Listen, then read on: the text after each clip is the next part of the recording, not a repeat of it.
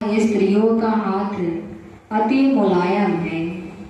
जिस साधक के गले में स्त्रियों का हाथ हो और चारों तरफ साधक उन्हें स्त्रियों को देखता हो, बताओ किसका नशा चढ़ेगा। साधक किसी हालत में माया से छुटकारा नहीं पा सकता है।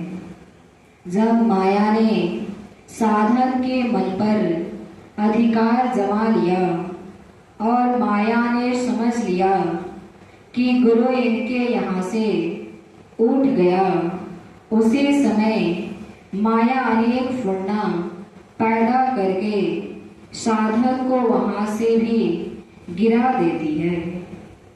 साधक की अवस्था, साधक की कैसी अवस्था होती है, जैसे कामी कुत्ता कंवार के महीने में पागल होकर चारों तरफ काम के वशीभूत होकर नाचता है।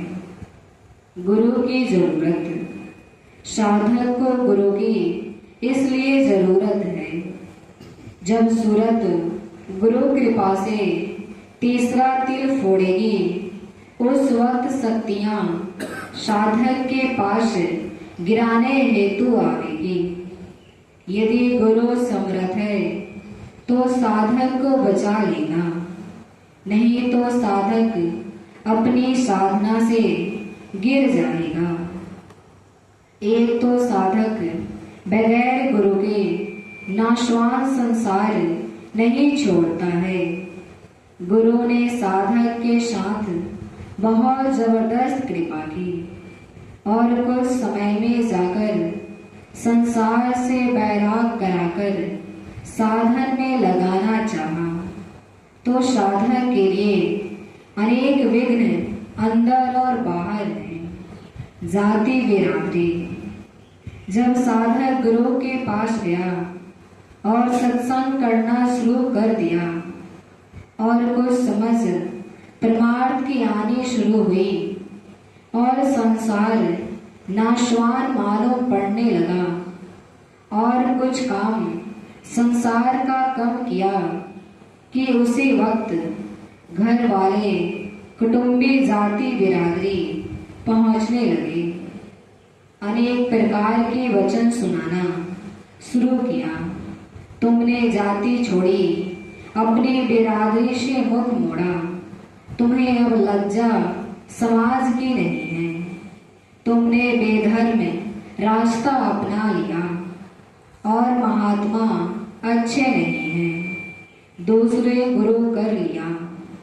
अब अपनी जाति में तुमने कलंक लगा दिया, तुम्हें शर्म आनी चाहिए।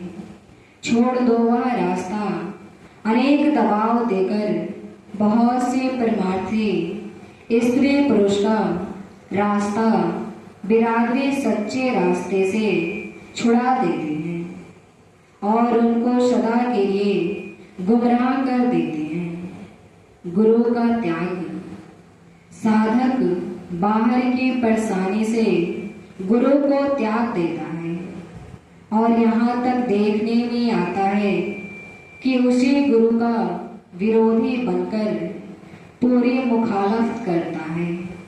यहाँ तक कि बहुत से लोगों ने महात्माओं के प्रति झूठी गवाहियां भी कचहरियों में दी।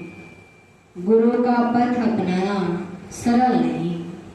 साधक की ताकत नहीं है कि अपनी करनी से मुड़ जाए।